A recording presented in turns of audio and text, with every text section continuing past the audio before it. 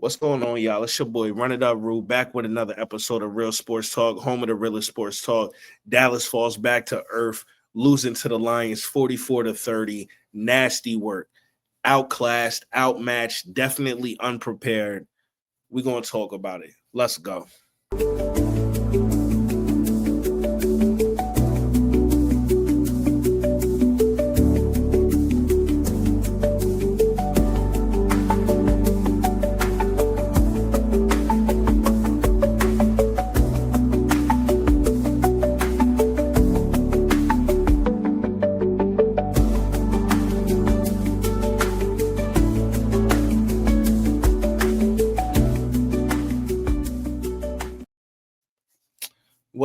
Man? So Dallas falls to the Lions 44-30. Start to finish. It was an ugly game for the Cowboys. We looked like we didn't come ready to play. It didn't seem as though we had a real game plan to stop and defend these guys and what they like to do on both sides of the ball, quite honestly. But let's start at the beginning, right? First of all, before this game, I was at work all day, right? And I kept asking myself, no matter what I was thinking about this game and the matchups and this, that, and the third, I was like, do we want the ball first, or do we want the defense to come out first, set the tone? You know what I'm saying? Maybe get a 3-and-out or a field goal at worst. We did that. We got the field goal at worst, right? We get on the field, boom. Look like we could do a little something.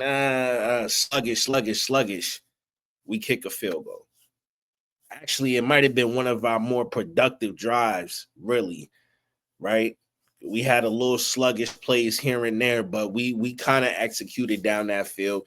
Anyway, stalled out, got the three, right? Boom, tied 3-3. But then they come back out and they get to cooking. I mean, they never really looked back as an offense after their first drive. Never. So let's stick to who got the shot first. Defense. Defense on the first drive looked just like they have been looking in the past 2 weeks. They've been looking. The defensive line was getting off the ball, bringing pressure to Goff, moving him off his spot, doing this, that, and the third. Right. Secondary really didn't get challenged too much on that first drive. But oh boy, did they let it loose? See, let me stick to the defense. They let it loose on us. Actually, they stayed in their comfort zone. They actually did what they actually do every fucking week. Like, what did we go all week on defensive side in the meeting rooms? What did we talk about? What film were they watching? The Lions did everything that they normally do. They run with Gibbs. They run with Montgomery. They like to slip them out on screens. They like to do that. They like to hit Amon St. Brown on a little, on a little post, little slant, whatever. That's it. That's it. And then Williams get the cooking. Shout out to him. He got the cooking. Jameson Williams. He cooked us. Our defensive backs got they ass whooped tonight by a guy who didn't practice all fucking week. St. Brown did not practice all fucking week. High fucking ankle sprain. You can't get a higher ankle sprain than what he has. There's no way you get over it. He played with it. A high ankle sprain. Whoop y'all ass tonight. DaRon Bland. Somebody need to check him. Instead of a drug test, they need to send him for a fucking exam. He has no ankles, no spine. Gibbs had him in a blender. I got shots for everybody on that defense tonight. first drive, hey, I'm thinking we need to get Murray off the fucking field. A liability in coverage. Murray is a liar. 59 is a liability in coverage. I said get Logan Wilson on the field. Guess what? Logan Wilson gets on the field. Guess what happens? Nothing fucking changed. Nothing fucking changed. Nothing changed. Cooked. Cooked. Cooked, y'all. Cooked. You seen it yourself. Cooked. We have no linebackers. At this point, I don't understand why Maris Leofau doesn't get to play. I really don't understand why he's on the fucking sideline when either he's making a damn knuckleheaded play or he's making a fucking play. At this point, I would rather have that. We already the third highest penalized team in the league. So what the fuck does it matter? Why isn't Jadon Blue on the field for some electrifying plays? Why isn't we using that juice? We are the third highest fucking penalized team in the NFL. Don't tell me about a fumble.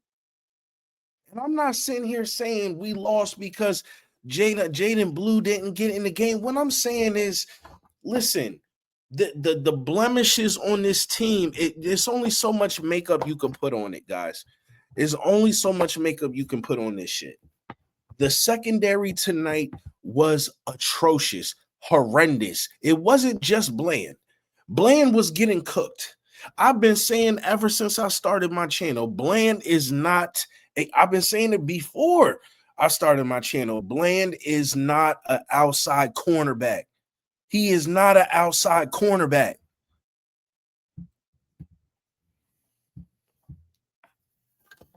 He is not an outside cornerback. Reddy Stewart, he's not ready. He's not ready. Okay? Nothing, he's not ready. He's not. He's not. The scheme is for players who can read and react quickly.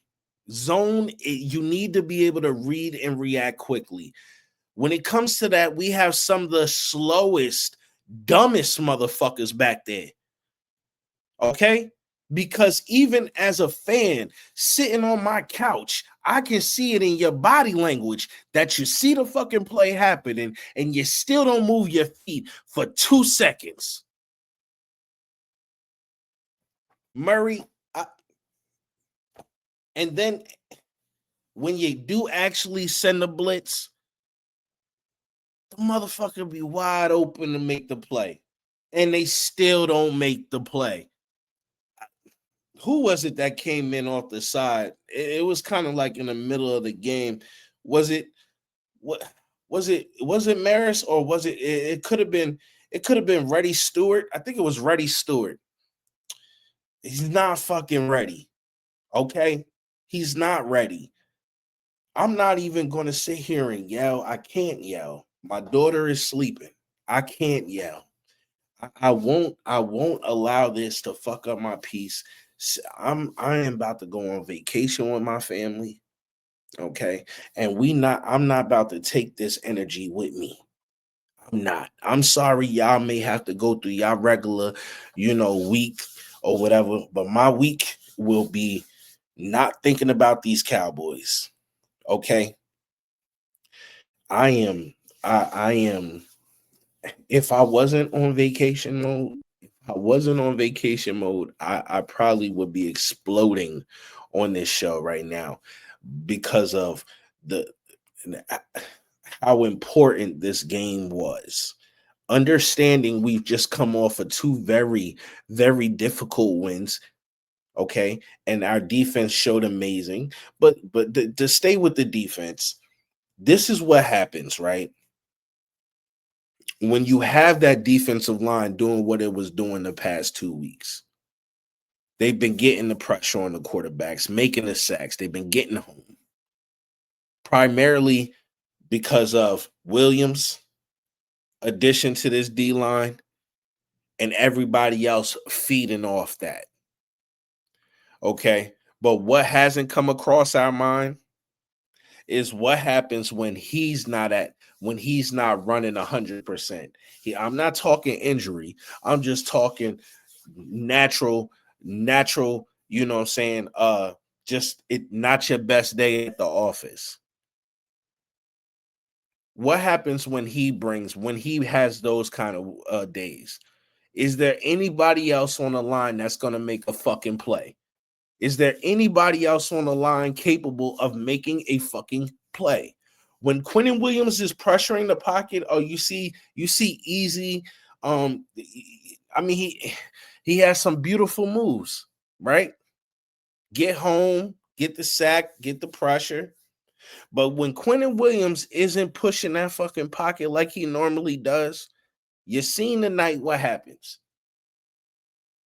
There is nobody up there willing to make a fucking play. Kenny Clark is a cool defensive tackle. He is not a pass rusher primarily. Can he get it off once or twice? Yeah. But he is not a primarily pass rusher. So when you're asking one man once again to be the spark plug to the whole goddamn vehicle, it's not going to work. When you don't have defensive backs who can cover, whether they're in zone or whether they're in man, it's not going to work. When you make your season, has to come down to you winning out your remaining games after the bye. It's not going to work. We are Cowboy fans to the fullest. We drink the Kool-Aid any chance we get an offering. We do. And instead of me sitting here bashing you for drinking it, I'm going to acknowledge that I drink along with you. I drink the Kool-Aid any chance they offer because I want to see this team win. Because I want to win a championship in my lifetime that I am capable of saying I watched.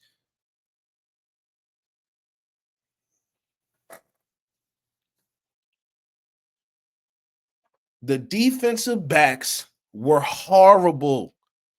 They couldn't cover anything. DaRon Bland was getting pushed around like a kid on a playground who can't fight. Straight bitch. You would have thought he has no NFL records for interceptions. The way they target him. The way they targeted him. He is not an outside cornerback. And what's worse about this situation when it comes to the defensive backs is who is coming to fucking save us? We was just praising the Revels. We were just praising him last week on how good he looked. We've been saying this rookie's showing some things. Guess what he showed us today? He's a fucking rookie. From getting burnt to getting lost, he's a rookie and he experienced it all tonight. All.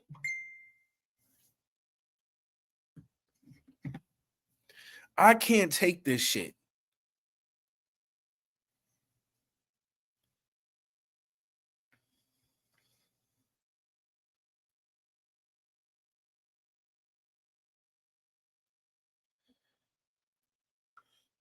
I can't take this shit. I can't take this shit. You know, because at the end of the day, it's not just we didn't lose just because our defensive backs were bad. We didn't lose just because our defensive backs were bad. No. We lost because of poor play, poor execution, poor coaching, poor officiating, poor everything. Pour everything into the fucking bowl and mix it up. Everybody had a part to play in this shit tonight. Everybody, both sides of the ball. D-line got no pressure. No pressure. Defensive backs couldn't cover anybody. Nobody. Safety?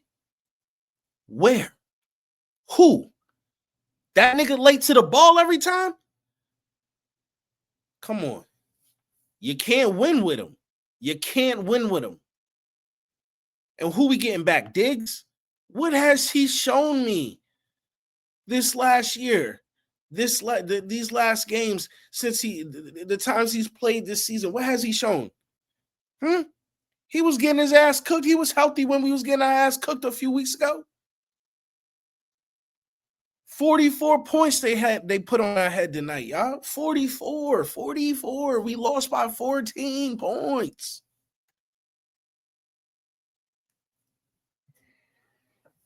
The offense let down.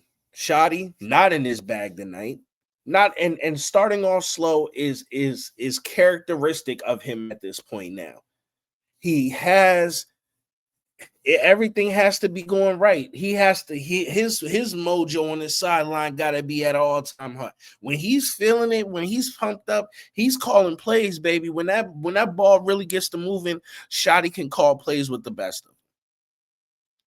Right? But whoever's scripting these first 20 plays for him, I don't know if he has any other outside perspective to this, if he's allowing any real intake, or if he's just putting this shit together himself. Either way, it's not getting it done. It's not getting it done. These first 20 plays, these last few weeks has not been it. Has not been it. It's been furthest from it. You know, and I felt like too many times today, he was just too damn cute with the ball. Too damn cute. Yeah, it was cool. It looks great. If it's properly executed, I'm sure it will go for as many yards as you thought it could go for. But at the end of the day, Shoddy, there has to be a rhyme and rhythm to this shit. It has to be. You have to know that these guys are ready to execute those plays. Like they know where they're supposed to be. They know what's supposed to happen, how it's supposed to happen. But it's not all on Shoddy tonight. It's not on Shoddy. We scored 30 points. He did some good things. He called some good plays. You know, a lot of what happened to us tonight, y'all, is self-inflicted. It was self-inflicted. Dallas put 30 points up, but we nowhere near played our best game. And I feel like it's too late in the season. We all understood what a loss meant. We all understood that. Even if we won out, we still would need others to fall. Right? So we've been on cracked glass for the last few weeks. And finally, one of our foot has dropped through the glass. Are we completely through the glass and falling to our death? No. No. Vegas says we have an 8.5% chance.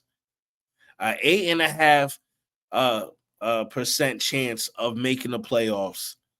And I'm going to tell you right now, I'm going to keep it real. This is Real Sportscast. Real. I don't believe Dallas will make the playoffs. I don't believe it. At this point, I'm just seeing too many holes in the defense. I'm just seeing way too many holes in the defense. The fact that we can't get a pass rush with no interior presence. And I understand it's of importance to you know, but Edge is supposed to get his pressure off regardless of what the fuck is going on in the middle, right? You have to find a way to get home. I will not give any of these guys excuses. It wasn't good enough. It wasn't good enough. And I'm not giving out excuses to no fucking body because nobody deserved it tonight. There was poor execution on every fucking body tonight. So the offense, it wasn't just on Shotty. It wasn't just on Shotty. Let's talk about it. Let's talk about it. And thank you for watching this far. Make sure to like, comment, and subscribe. We always building. I'm still aiming for 100 subscribers. Make sure to ring that notification bell so you get informed when I drop more content. I always drop a lot of content throughout the week, so be on the lookout for that. But anyway, yeah, it wasn't all on Shotty. Let's start with our quarterback, Dak. 2 interceptions tonight. One went off Pickens' hands, popped up. Linebacker was in the right spot, right time, caught the ball. That's not on Dak. No. The second one, obviously, yes, that's on Dak. Untimely. I felt like he was off tonight. He was definitely pressured a lot tonight. And I know he's good under pressure, but constant pressure. He was sacked 5 fucking times tonight. So, I mean, constant fucking pressure. Even when he got the ball off, it was like he barely got his pause. He barely got it off. You feel me? So, the tackles. Nate Thomas looked clueless tonight. Fucking turnstile all night. And they kept Hutchinson on that side for the most part to pick on that all night. Like a bad scab. Over and over. Pick on him, pick on him, pick on him. One time, Thomas fucking rebooted mid-play. Like, fucking turnstile. And don't even get me started on Still. Still shit. It's still ass. We got problems. We got problems. We got holes. We got holes in this fucking team. And none of us want to go into draft season. I'm not fucking ready to go into draft season. Every time I feel like we in that position to really, really shake some shit, do some shit. It would already, it's like it'd be too good for Dallas to make the playoffs. Like that's not the kind of story this fucking organization and franchise is right these days. It's been 30 years since we made the NFC Championship. 30 years. 30. You know, and you would think, me being a fan of this team 20 plus years, that, you know, I'd be kind of used to the punches. But I feel it. It's a brand new punch every fucking time. It's like they knew they find a new place on my face to fucking punch me.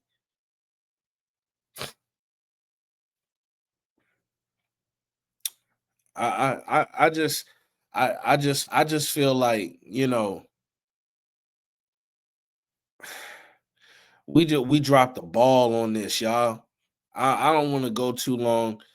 I gotta pack and get ready to enjoy my family. Because it's hard as hell to enjoy this team on a week in and week out basis when it's just so fucking inconsistent. But you know, I'm not gonna leave until I feel like I out of my mind, I've cleared and spoke on everybody I need to speak on. I don't want to be sitting. I don't want to be sitting on vacation and boom, it pop up in my mind that I'd be like, damn, I wish I spoke on this and spoke on that on my post game show. But if we was on offense, The offensive line ass. Dak, not his best game at all.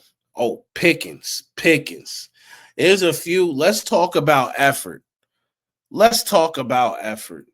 George Pickens There was a route he was supposed to be selling, and he just fucking jogged on the play.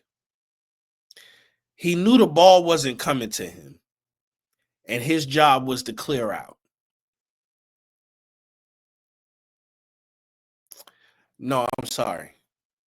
That's not the play. He jogged on another play. He's jogging, and the ball is coming to him. And he's supposed to be selling the go ball, but really, he's supposed to be doing a comeback. The motherfucker jogs until he plants his foot and comes back, and then blames the ref and looks at the ref like, where's the flag? You put no effort into the route, zero fucking effort into the route, and you got the nerve to look at the flag. Let me talk about Mr. Pickens here. I'm a big fan of watching body language. And I understand that they're supposed to have some diva in them, right? When it comes to just higher belief in self, right? And what you can do.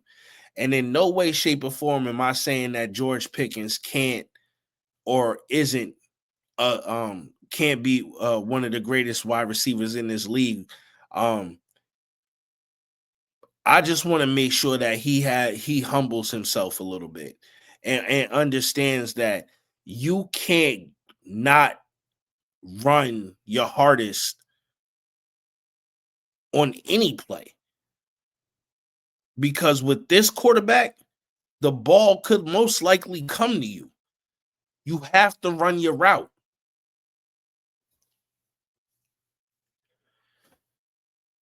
I didn't appreciate that. I didn't like that. We battling. This is a tough game. I just felt like at the start of the game, I'm like, where's Lamb? Where's Lamb? It's just Pickens on his slant shit, like we Philly, and that's AJ Brown. Like he can run more plays than a fucking slant. It was a slant that caught the interception. It popped off his hand with some help from the defensive back. He got one hand in there. But regardless, it ended in an interception. And I'm not saying don't throw George Pickens the fucking slant. That's not what I'm saying. What I'm saying is, when it comes to George Pickens, you have to run a consistent route. And consistency also includes how hard you run the fucking route. You don't get your George fucking Pickens for the Dallas Cowboys. You do not get to not run your route every play the hardest you can. The ball was coming to you. It came to you. You needed to execute on that play. And you barely fucking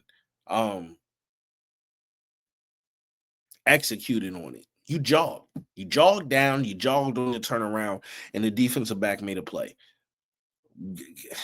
No wonder he was able to do that. He barely had to break out his fucking his back pedal. For what? You're jogging.